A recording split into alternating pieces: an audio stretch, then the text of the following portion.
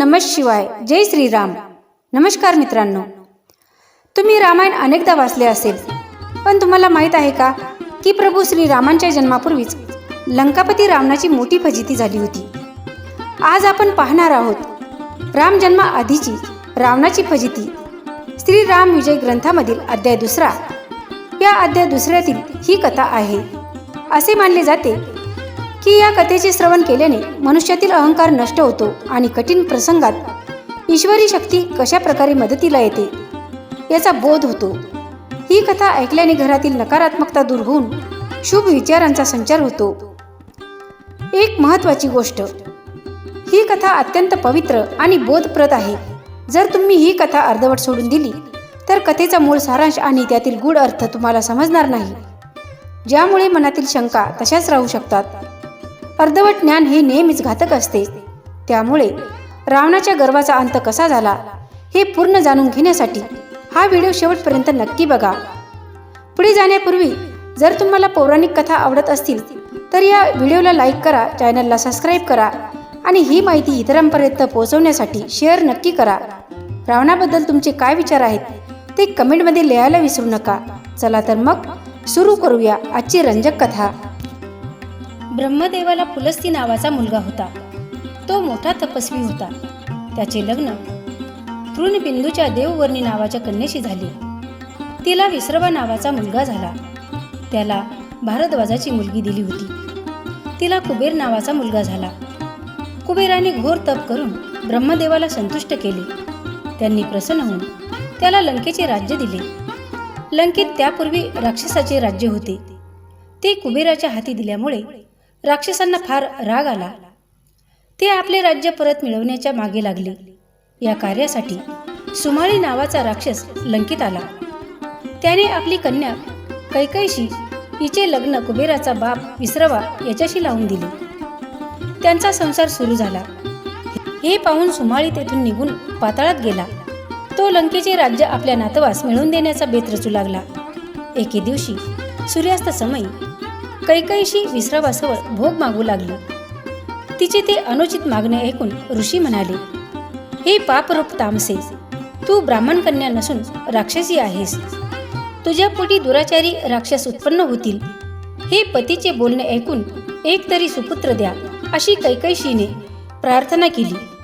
ती विनंती मान्य केल्यामुळे पुढे तिला रावण, कुंभकर्ण व बिभीषण असे 3 मुलगे आणि त्राटिका व शुपर्णखा ह्या 2 कन्या झाल्या. वराप्रमाणे विभीषण सुपुत्र निघाला. पुढे गोकर्ण क्षेत्री रावण श्रीशंकराची, कुंभकर्ण ब्रह्मदेवाची व बिभीषण विष्णूची आराधना करू लागले. त्यांच्या तपाने संतुष्ट होऊन ब्रह्मदेवांनी त्यांना वर मागण्यास सांगितले. त्यावेळी रावणाने मला संतती, संपत्ती, विद्या यांची संपूर्ण प्राप्ती होऊन देवदिकावर माझी सत्ता चालावी असा वर मागितला. कुंभकर्णाने मला अखंड निद्रा दे असा वर मागितला. नंतर बिभीषणाने मला भगवंताच्या सेवेचा लाभ द्या असे सांगितले. तेव्हा ब्रह्मदेव तथास्तु म्हणून सत्यलोकी निघून गेले. रावणाने कपटी डाव टाकला. त्याने आपल्या बापाचे मन वळवून त्याचकडून एक पत्र लिहून घेतले आणि ते पत्र कुबेराकडे पाठविले. त्या पत्रात विश्रव्याने तुझ्या सावत्र भाऊ रावण याचे स्वाधीन लंकेचे राज्य कर लिहिले होते. कुबेराने लंकेचे राज्य रावणाच्या स्वाधीन केले. रावणाने महिषासुराची कन्या मंदोदरी हिच्याबरोबर लग्न केले. कुंभकर्णाचे लग्न बळीचे नात दीर्घज्वाला हिच्याबरोबर झाले. बिभीषणाने मात्र राक्षस कन्येबरोबर विवाह न करता सरला या गंधर्व कन्येशी लग्न केले. रावणाने गादीवर बसल्यावर अनेक देश जिंकले. त्यावर तो करडा अंमल चालवू लागला. उन्मत्तपणे त्याने गोब्राह्मणाचा अन्वित छळ चालवला. तेव्हा कुबेराने असा निरोप पाठवला की तू ऋषीपुत्र आहेस, तेव्हा असे वागणे चांगले नाही. तो निरोप ऐकताच रावणाला राग आला. त्याने सैन्यानिशी अलकावतीवर हल्ला केला. कुबेराची संपत्ती आणि पुष्पकिमान हिसकावून घेतली. तेव्हा कुबेर इंद्राकडे गेला. इंद्राने कुबेरास खजिनेदार नेमले. रावणाला मंदोदरीपासून मेघनाद नावाचा मुलगा झाला. तसेच इतर स्त्रियापासून अनेक मुले झाली. एकदा रावणाचे इंद्राशी युद्ध झाले. तेव्हा मेघनाथाने ऐरावताला जिंकले. इंद्राला पाशात बांधून ठेवले. तेव्हा ब्रह्मदेवाने प्रसन्न होऊन इंद्रजिताला इच्छित वर दिला आणि इंद्रास पाशातून मुक्त केले. मग मेघनादाला इंद्रजित म्हणू लागले. देवांचा पराभव झाला. रावणाने त्यांना कामे वाटून दिली, ती अशी: इंद्राने माळा गुंफाव्या, कुबेराने संडास मर्जन करावे, वरुणाने पाणी भरावे, चंद्राने छत्र धरावे, अग्नीने वस्त्र धुवावीत, ब्रह्मदेवाने पुराण सांगावे, नारद तुंबराने गायन करावे. एके दिवशी रावण ब्रह्मदेवाला म्हणाला, माझा मृत्यू कोणाच्या हस्ते होईल ते मला सांग. ब्रह्मदेव म्हणाले, अजराचा मुलगा जो दशरथ, त्याच्या पोटी रामराय जन्म घेईल, त्यांच्या हस्ते तुला मृत्यू येईल. यावेळी अजराजाने दशरथ कौशल्याचा विवाह मांडला होता. इतक्यात नारद तेथे आले आणि अजराजाला म्हणाले, दशरथाच्या लग्नाला रावण विघ्न आणणार आहे, तरी त्याचे रक्षण कर. ते ऐकताच अजराजाने दशरथ आणि कौशल्या यांना जहाजात घालून त्या जहाजातच त्यांचे लग्न लावून देण्याचे ठरवले. ती वार्ता रावणाच्या कानावर गेली. ऐन लग्नवेळी जाऊन ती नौका रावणाने पाण्यात बुडवली आणि फक्त कौशल्यास एका पेटीत घालून ती पेटी एका बलिष्ठ माशाजवळ दिली. रावण सैन्यासह लंकेत परत गेला. माशाने ती पेटी एका बेटात ठेवून दिली. दैवयोगाने फळीच्या साह्याने परत पोहोत दशरथ राजा त्या बेटावर आला. ती पेटी त्याच्या नजरेस पडली. ती त्याने उघडली तर पेटीत आपली वधू कौशल्या दिसली. इतक्यात नारद मुनी तेथे आले. त्यांनी उभयतांचे लग्न लावले आणि दोघांना पेटीत बसवून पेटी बंद करून ते निघून गेले. इकडे रावण ब्रह्मदेवाला म्हणाला, मी दशरथ कौशल्याचे लग्न बुडवून आलो. आता त्यांना मुलगा कोठून होईल? मी चिरंजीव झालो. ते ऐकून ब्रह्मदेव आश्चर्याने म्हणाले, जर असे असेल तर तू मागशील ते मी तुला देईन, वचनभंग करणार नाही. असे ऐकताच ती पेटी रावणाने आपल्या सेवकाकडून तेथे आणविली. ब्रह्मदेवांनी ती पेटी रावणासमोर उघडली आणि सर्वांना दशरथ व कौशल्या ही उभयता दिसली.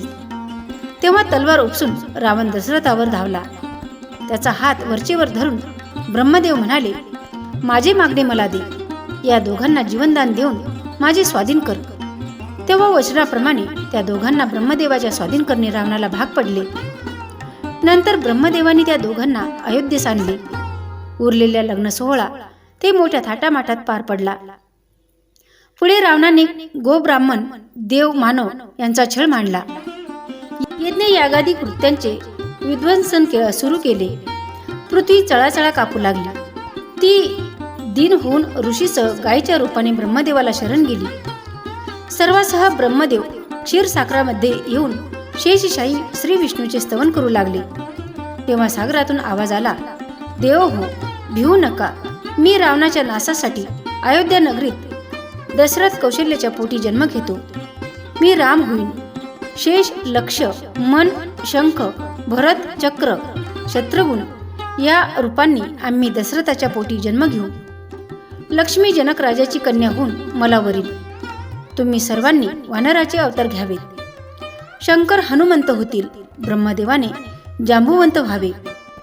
धन्वंतरी सुषेण, बृहस्पती, अगंध, सूर्य, सुग्रीव, अग्नी, नल, वायू, नील याप्रमाणे अवतार घेऊन रावणाच्या नाशासाठी रामाला सहाय्य करतील.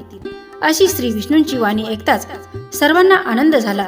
ते भगवान शेषशाही नारायणाला वंदन करून त्यांच्या जय जयकारात स्वस्थानी गेले. तर मित्रांनो, ही होती रावणाच्या अहंकाराची आणि नियतीच्या खेळाची अद्भुत कथा. रावणाने कितीही प्रयत्न केले तरी ईश्वरी नियोजनापुढे कोणाचेच काही चालत नाही, हेच यातून सिद्ध होते. ज्या विवाहाने रावणाच्या विनाशाची वेळ जवळ येणार होती, तोच विवाह प्रत्यक्ष विष्णूंच्या इच्छेने पार पडला. अशाच प्रकारे रावणाला आणखी कोणकोणत्या संकटाचा सामना करावा लागला हे आपण पुढच्या भागात पाहणार आहोत. तुम्हाला हा भाग कसा वाटला कमेंट्समध्ये जय श्रीराम लिहून तुमची प्रतिक्रिया नक्की नोंदवा. पुन्हा भेटूया अशाच एका नवीन आणि ज्ञानवर्धक पौराणिक कथेत. तोपर्यंत पाहत राहा आमचे चॅनल. धन्यवाद.